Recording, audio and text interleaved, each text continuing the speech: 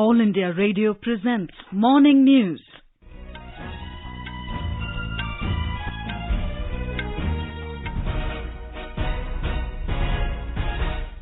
Good morning. I'm Tanvi Taneja and with me is Sunil Verma. The headlines. Government clears defence acquisition worth 38,900 crore rupees, including 33 new fighter jets. Health Ministry issues revised guidelines for home isolation of very mild, pre-symptomatic and asymptomatic COVID-19 cases. Tamil Nadu government announces monthly stipend of 3,000 rupees for lawyers to overcome financial difficulties. US President Donald Trump blames Chinese aggression for standoff at Indo-China border, and at least 162 people killed in a landslide at a jade mine in Myanmar. The Defence Acquisition Council (DAC) in its meeting held yesterday accorded approval for capital acquisitions of various platforms and equipments required by the Indian Armed Forces. The proposals for an approximate cost of 38,900 crore rupees were approved. The meet, chaired by Defence Minister Rajnath Singh, focused on indigenous design and development. These approvals include acquisitions from Indian industry amounting to 31,130 crore rupees. The equipments are to be manufactured in India, involving the Indian defence industry with the participation of several MSMEs as prime tier vendors. The indigenous content in some of these projects is up to 80% of the project cost. A large number of these projects have been made possible due to transfer of technology by DRDO to the indigenous industry. These include Pinaka ammunitions, BMP armament upgrades, and software-defined radios for the Army, long-range land attack cruise missile systems, and Astra missiles for the Navy and the Air Force. The cost of these design and development proposals is in the range of 20,400 crore rupees. Further, addressing the long-felt need of the Indian Air Force to increase its fighter squadrons, the DAC also approved a proposal for procurement of 21 MiG-29s. It also approved upgradation of existing 59 MiG-29 aircraft and procurement of 12 Su-30 Make-1 aircraft. The Health and Family Welfare Ministry has issued revised guidelines for home isolation of very mild, pre-symptomatic and asymptomatic COVID-19 cases.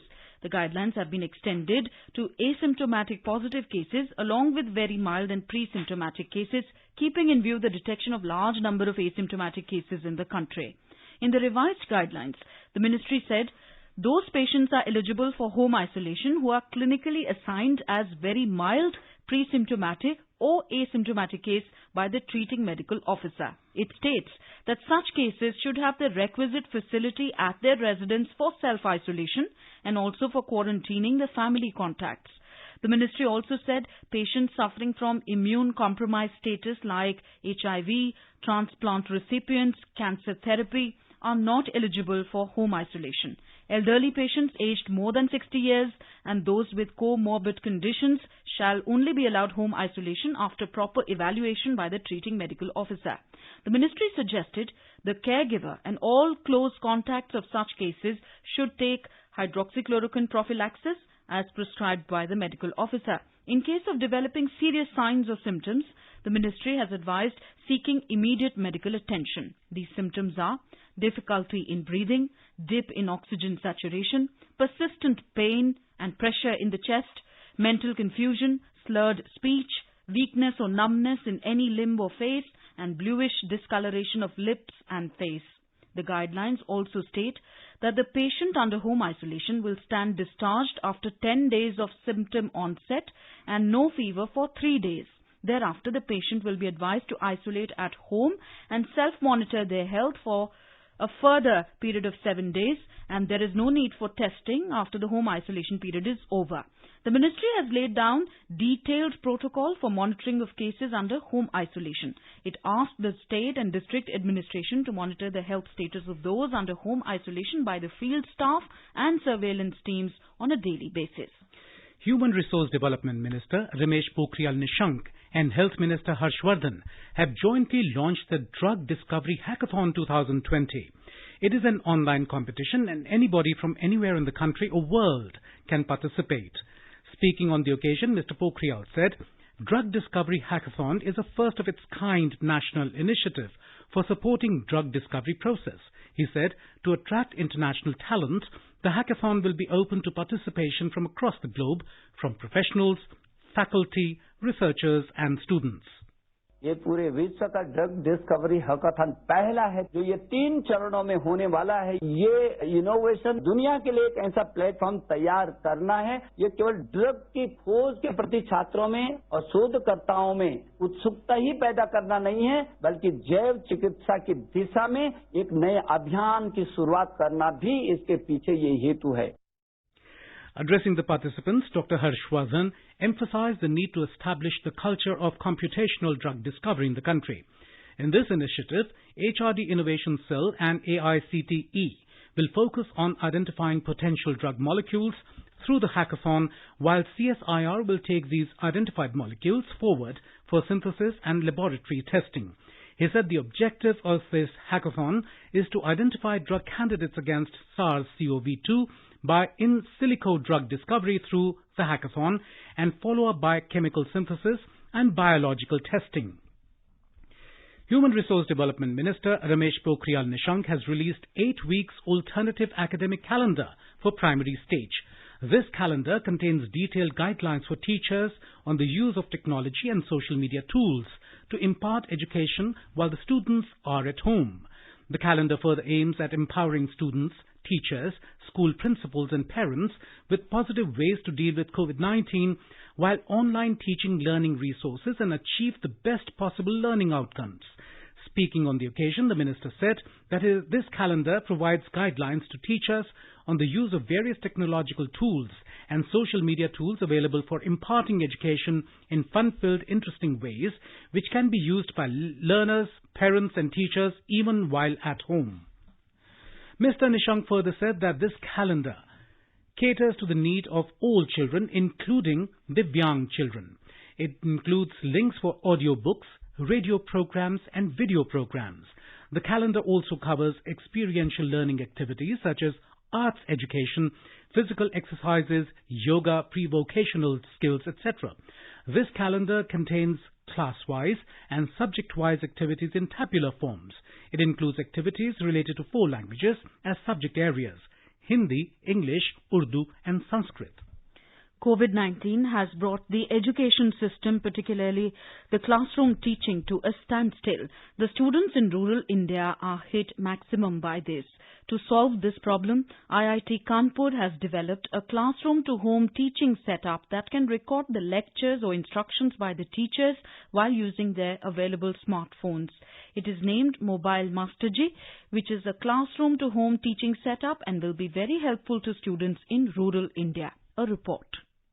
The Imagineering Laboratory, IIT Kanpur, has developed a classroom-to-home teaching setup that can record the lecture or instructions by the teachers while using their available smartphones. The product is lightweight and has adjustments to fit sheet and book on it for delivering instruction to the kids. Dr. Ramandeep of the department told AIR, सबसे बड़ा इसका फायदा ये है कि जो existing mobile है teachers के पास, वहीं से ही रिकॉर्डिंग करके टीचर्स घर से बच्चों तक पहुंचा सकते हैं। हम बुक से भी सीधा अंडरलाइन करके, मार्क करके, फोटोग्राफ कुछ भी है बच्चों को सिखाया जा सकता है। इसके साथ साथ जो ब्लैक बोर्ड रिकॉर्डिंग है ये हॉरिजॉन्टल और वर्टिकल पोजीशन दोनों में काम करता है। In a matter of seconds, the Mobile Masterji can hold, position and focus the whole recording setup while making the online class a comfortable home environment. Sushil Chandra Tiwari, AIR News, Lucknow.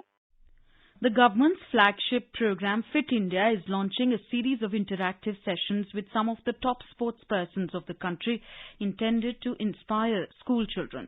The sessions, titled Fit India Talks, will premiere today in the presence of Human Resource Development Minister Ramesh Pokhriyal Nishank and Sports Minister Kiran Rijiju, along with badminton star PV Sindhu and Indian football team skipper Sunil Chhetri. A host of leading sports celebrities will be sharing their experiences of childhood, stories on how they got inspired, their failures, struggles and their successes. These will be streamed on Ramesh Pokhriyal Nishank's social media pages, MHRD social media pages, Fit India Facebook and YouTube channel, SAI Facebook page, MyGov YouTube channel, Sports Stuck YouTube channel, as well as DD Sports Television and YouTube channel. The government has said that 19 lakh tap connections have been provided in villages across the country under the Gel Jeevan Mission during the lockdown period. The Jal Shakti Ministry said this has happened because of concerted efforts of the states despite adverse working conditions due to COVID-19 pandemic. The aim of this mission is to provide 55 litres of potable water per person per day to every rural household of the country by 2024. In our series, Experts Speak on All India Radio, we bring you the views of leading medical experts on COVID-19. Dr. Anant Mohan, Head of Pulmonary Medicine AIIMS, has advised people to not take medicines like hydroxychloroquine or anti-malarial drug without the prescription of a doctor. Please do not take medicines such as azithromycin, other antibiotics, antivirals or hydroxychloroquine or other anti-malarials without a proper prescription by a doctor. Do not self-medicate. Participating in AIR live phone-in program on COVID-19, Dr. Naresh Gupta of Lok Nayak Jayaprakash Narayan Hospital, Delhi, has talked about plasma treatment. शरीर में एक तरह की army बना के छोड़ के जाते हैं, जिसको कि हम प्रोटीन्स कहते हैं या इम्यूनोग्लोबुलिन्स कहते हैं। इम्यूनोग्लोबुलिन्स के अलावा कुछ और ऐसे तरह के स्पेशलाइज्ड सेल भी होते हैं, या तो ऐसे टी सेल्स और लिम्फोसाइट्स होते हैं, वो सब जो है उसमें मदद करते हैं। तो इसमें से जो प्रोटीन वाले तत्व हैं, उसको ये देखा गया है शुरू में कि अगर हम सीरियस मरीजों को वो दें तो शायद उनको फायदा आ सकता है। He also talked about plasma bank. आज सरकार ने प्रोग्राम करा है कि जो जिंदा होके बाहर आ रहे हैं वो अब दूसरे को भी जिंदा होने में मदद करें, जिसके लिए कि प्लाज्मा बैंक बनाया गया है। दूसरे जो बचे हुए लोग हैं जो कि सीरियस हैं, उनको भी मदद करें इस बैंक के द्वारा, कि 7% लोग जो हैं स्वस्थ होके और सर्टिफिकेट लेके बाहर आ रहे हैं और उनको मौका मिल रहा है कि बाकी जो बचे हुए हैं उनको भी मदद दे सकें। The News Services Division of All India Radio, in its bilingual live phone-in program today, will bring you a special discussion on COVID-19. Listeners can ask questions to the experts on toll-free telephone number 1-800-115767. You can also ask questions on the telephone number 011-2331-4444 and post queries on our Twitter handle @AIR News Alerts by #AskAIR. This can be heard tonight on FM Gold channel and additional frequencies from 9:30 p.m. onwards. This program will also be available on our website, newsonair.com, and on our YouTube channel, News on AIR Official. You can also follow us on our app, News on AIR, for updates. You are listening to the morning news on All India Radio. A reminder of the headlines before we move on. Government clears defence acquisition worth 38,900 crore rupees, including 33 new fighter jets. Health Ministry issues revised guidelines for home isolation of very mild, pre-symptomatic and asymptomatic COVID-19 cases. Tamil Nadu government announces monthly stipend of 3,000 rupees for lawyers to overcome financial difficulties. US President Donald Trump blames Chinese aggression for standoff at India-China border. And at least 162 people killed in a landslide at a jade mine in Myanmar. For quick news updates round the clock, follow us on our Twitter handle @AIR News Alerts. The Tamil Nadu government has announced a monthly stipend of 3,000 rupees to junior lawyers for 2 years to help them overcome financial difficulties.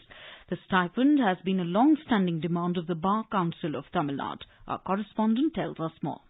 The Tamil Nadu government is implementing an advocates welfare scheme for more than 3 decades. Under the scheme, on the demise of the advocates, currently 7 lakh rupees each is being given to their families. Now, as an additional measure, the young advocates are going to be handed over a monthly dole of 3,000 rupees for the next 2 years. The government has said in a statement that the help is necessary as it takes 3 to 4 years for a fresher to practice as an independent lawyer. Many point out that as courts are not functioning as usual now due to the lockdown, most of the junior advocates are facing difficult situations. To support them, the government is bringing in the monthly financial assistance for the young lawyers. Jai Singh, AIR News, Chennai. Meanwhile, the total COVID-19 cases crossed 98,000 mark in the state, with 4,343 people testing positive yesterday. The new patients include 2 members of the State Legislative Assembly belonging to the ruling AIADMK. They have been admitted into hospitals. The State Health Minister, Dr. C. Vijay Bhaskar, has said the government is taking measures to further enhance testing of people who are suspected to be the carriers of the virus. Telangana continues to witness a spike in COVID-19 with 1,213 fresh cases being reported yesterday in a single day. This takes the overall COVID-19 cases in the state to 18,570. Recoveries are also on the rise, with 987 patients being discharged yesterday, taking the recovered cases to 9,069. Presently, a little over 9,226 people are under treatment at various hospitals of the state. A report. Out of the 1,213 fresh cases reported yesterday, 998 cases reported from Hyderabad municipality area. Over 20 other districts in the state reported cases in single digit. Meanwhile, 8 more died, taking the total deaths related to COVID-19 and other comorbidities in the state to 275. During the past 24 hours, the state tested 5,356 samples, taking the total testing numbers to 98,153. Lakshmi, AR News, Hyderabad. In Delhi, 2,373 new confirmed cases of coronavirus were reported in the last 24 hours, taking the total number of cases to 92,175. Delhi government has confirmed that over 63,000 people affected with coronavirus have been cured so far. In the last 24 hours, 3,015 people recovered and 61 deaths were reported in the national capital, taking the toll to 2,864.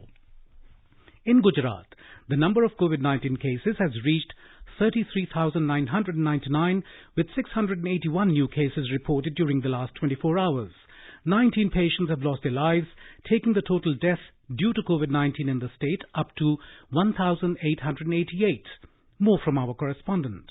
Out of 7,510 active cases in the state, conditions of 68 patients are critical. 563 patients have been discharged from the various hospitals after recovery during the last 24 hours. With this, the total patients recovered from the COVID-19 have gone up to 24,601. More than 3,88,000 tests have been carried out in the state. Meanwhile, expert group of doctors constituted to advise the government on COVID-19 had held a meeting with Chief Minister Vijay Rupani yesterday. They suggested short-term and long-term steps for removing psychological fear from people's mind and controlling infections. Yogesh Pandya, AR News, Ahmedabad. Unlock 2.0 is being implemented in Puducherry from today. Chief Minister V. Narayanasamy has announced that shops can now be open from 6 a.m. to 8 p.m. Till now, the commercial establishments were allowed to open between 6 a.m. and 2 p.m. only. The relaxation will give the people of Puducherry a much-needed respite. A report. Despite the Puducherry government's strenuous efforts to contain the spread of the disease, the number of COVID positive cases in the Union Territory are in the rise. The Health Department has said that 60 new cases in Puducherry region and 3 in Karaikal were reported on Thursday. However, 30 persons were discharged. Even though this relaxation will provide solace to the people, they should also realize that only through public participation in maintaining social distancing and adopting personal hygiene, one can bring down the rate of the spread of this pandemic in this beautiful Union Territory. Chidambaranathan, AR News, Puducherry. In Madhya Pradesh, the Indore Municipal Corporation is placing yellow-colored dustbins at all major places in the city to prevent corona infection. This is the third dustbin apart from blue and green-colored dustbins and are being placed for disposing only corona-infected material. Our correspondent reports Indore is among the top 10 COVID-19 infected cities of the country. Indore is possibly the first city to place a separate dustbin for the corona residual. People throw COVID-19 infected PPE kits, gloves and masks to green and blue litter bins are outdoor after use, which can cause spread of corona pandemic. Indore Municipal Corporation Commissioner Pratibha Pal said that in such a situation, we have started this innovation. नगर निगम ने अभी ये लक्ष्य रखा है कि हम लोग मुख्य बाजार क्षेत्र, मुख्य पब्लिक प्लेसेस, मुख्य कम्युनिटी प्लेसेस पे ये 2,500 बिन स्थापित करेंगे। जो पहले के नीले और हरे रंग के जो बिन लगे हुए हैं, उन्हीं के साथ में लगेगा। तो ये काम अगले आने वाले 15 दिनों में पूरा किया जाएगा। Dr. Ankur Maheshwari, Associate Professor of Surgery Department in Government Mahatma Gandhi Medical College, Indore, described this initiative as a good scheme for public health. Recycling करने वाले कचरे से इसका अलग अलग करना न सिर्फ निगम कर्मी वरन सामान्य नागरिकों को भी संपर्क में आने से बचाएगा। Citizens are also appreciating this innovation. पूरे देश में इस प्रकार का कदम पहली बार इंदौर शहर में ही उठाया जा रहा है, ये एक गौरव का विषय है. It is expected that the efforts of Indore Municipal Corporation will bring change. With Manindra Dubey from Indore, Sanjeev Sharma, AIR News, Bhopal. At least 8 Uttar Pradesh police personnel, including a deputy superintendent of police, were killed in an encounter with criminals in Kanpur district. The encounter took place when the police team was approaching to arrest Vikas Dubey, a history sheeter facing 60 criminal cases in Dikru village under Chaubepur police station last night. Giving details of the incident, Uttar Pradesh Director General of Police H.C. Avasthi said the notorious criminal might have got an inkling of the impending raid. इसके विरुद्ध एक case दर्ज हुआ था 307 का, एक व्यक्ति ने इसके खिलाफ दर्ज कराया था करीब 24 घंटे पहले. तो पुलिस पार्टी एक ऑपरेशन करने गई थी और इन लोगों ने वहां पर जेसीबी लगा दिया अपने गांव में, और जब फोर्स उतरा तब इन्होंने फायरिंग की और हम लोगों ने उसमें जवाबी फायरिंग भी की. लेकिन चूंकि ये हाइट पर खड़े हुए थे लोग शायद अंधेरे में, जिसमें 8 आदमी शहीद हुए. Chief Minister Yogi Adityanath paid tributes to the slain policemen and conveyed his heartfelt condolences to their family members. He also directed the police chief to take stringent action against the culprits. In Jammu and Kashmir, one terrorist was killed in an encounter with security forces on the outskirts of Srinagar city last night. Police said the encounter broke out at Malbagh locality near Hazrat Bal Shrine when a joint team of security forces started a cordon and search operation CASO in the area. As the security forces approached the suspected spot, the terrorists opened fire. Security forces retaliated and killed the terrorist. The identity of the slain terrorist is being ascertained. 1 CRPF personnel was martyred in the gun battle and 3 others injured. National Investigation Agency NIA has arrested one more accused, Mohammad Iqbal Ratheer, in connection with last year's Pulwama terror attack case. Ratheer is a resident of Putlipura, Charare Sharif in Badgam district. The accused had facilitated the movement of Muhammad Umar Farooq, the Jaish-e-Mohammed JEM's terrorist and key conspirator in this case. Umar Farooq, along with others, had assembled the IED used in the attack, which claimed lives of 40 CRPF personnel. Noted Bollywood choreographer Saroj Khan passed away early this morning due to cardiac arrest. She was 71. Saroj Khan was admitted to Guru Nanak Hospital at Bandra in Mumbai on June 17th following breathing problem. She had severe diabetes and related illness. She had tested negative for coronavirus. Saroj Khan has been laid to rest at a cemetery in Malad in Mumbai. In a career spanning more than 4 decades, Saroj Khan choreographed more than 2,000 songs. However, the 3-time national award winner had to wait many years to receive acclaim, which came with her work with Sridevi, Hawa Hawai in Mr. India 1987, Nagina in 1986 and Chandni in 1989, and later with Madhuri Dixit, starting with the super hit Ek Do Teen from Tezab in 1988, Tamma Tamma from Thanedar in 1990, and Dhak Dhak from Beta in 1992. Thereafter, she went on to become one of the most successful Bollywood choreographers. US President Donald Trump has blamed Chinese aggression for the standoff at the India-China border. Quoting Mr. Trump, White House Press Secretary Kayleigh McEnany said China's aggressive stance along the Indo-China border fits with a larger pattern of Chinese aggression in other parts of the world. She said these actions only confirm the true nature of the Chinese Communist Party. Mr. Trump's remarks come in the backdrop of Chinese actions both internally as well as across the Asian geopolitical theatre in the past few months. In Myanmar, at least 162 people have been killed in a landslide at a jade mine in northern Kutch province. The Myanmar Fire Service Department said that 162 bodies have been recovered from the landslide in Pakant, the center of the world's biggest and most lucrative jade mining industry. 54 injured people were taken to hospitals. An unknown number of people are feared missing. Emergency workers had to slog through heavy mud to retrieve the bodies. UN Secretary General Antonio Guterres expressed deep sadness at the deaths and sent condolences to the families of the victims and Myanmar's government and people. Back home in Bihar, the death toll in lightning and other rain-related incidents has gone up to 36. 14 people have also been injured in the incidents in 9 districts. They are undergoing treatment at local hospitals. Most of the victims were farmers and labourers working in field. Maximum 14 people died in Patna and Samastipur districts. Other 22 people died in 7 districts, including Sitamarhi, Shohar, Darbhanga, Madhepura and Purnia. Chief Minister Nitish Kumar has announced an ex gratia of 4 lakh rupees each to the next of kin of the deceased. He also ordered free treatment to injured persons. Met Department has issued high alert in view of lightning and heavy rains. Union Home Minister Amit Shah has expressed condolences to the families of those who lost their lives in lightning strikes in Bihar. In a tweet, Mr. Shah said, teams of state government and disaster management are doing relief works. He wished speedy recovery to the injured. The India Meteorological Department, IMD, has issued an orange alert for Mumbai and the Konkan region, predicting heavy rain for the next 2 days. An orange alert implies that authorities should be prepared to handle any situation arising out of severe weather conditions. Details from our correspondent. Senior Director of IMD Mumbai, Shubhangi Bhute, said Ratnagiri district in Konkan region, which bore the brunt of cyclone Nisarg last month, is likely to receive extremely heavy rainfall at isolated places today, while Raigad district will receive similar downpour on Saturday. She said heavy to very heavy rains are likely to lash at isolated places in Mumbai too. As per the IMD's calculations, rainfall above 204.5 mm in 24 hours is categorized as extremely heavy rainfall. And orange alert for areas that are likely to witness heavy showers means that citizens and authorities in these places have been asked to stay vigilant. Sonali Khadar Patil, AIR News, Mumbai. Now let us take a look at the weather updates for the day. National capital Delhi is expected to have a generally cloudy sky with light rain or drizzle. Minimum temperature was recorded 31 degrees Celsius, while the maximum will be 41 degrees. In Chennai, the minimum temperature was recorded 27 degrees Celsius and the maximum will be 34.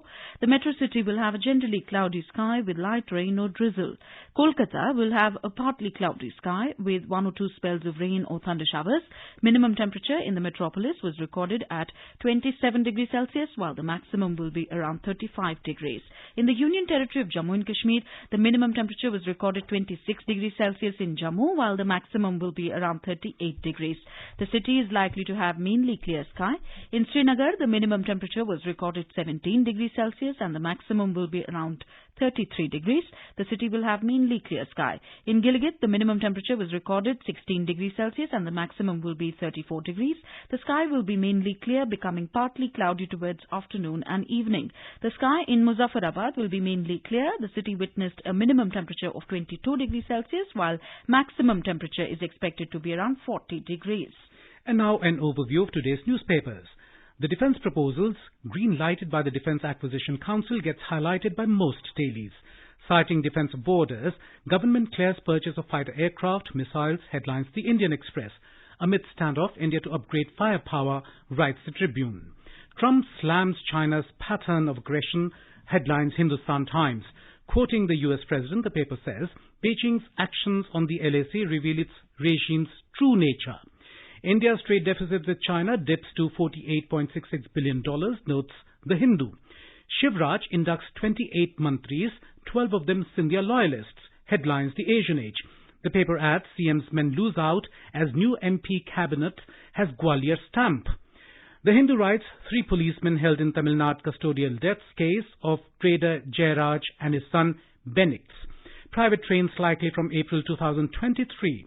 Ticket fares in these trains will be competitive with airfares on similar routes, writes The Pioneer.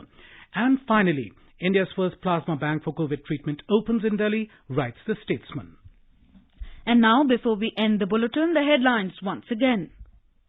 Government clears defence acquisition worth 38,900 crore rupees, including 33 new fighter jets. Health Ministry issues revised guidelines for home isolation of very mild pre-symptomatic and asymptomatic COVID-19 cases. Tamil Nadu government announces monthly stipend of 3,000 rupees for lawyers to overcome financial difficulties.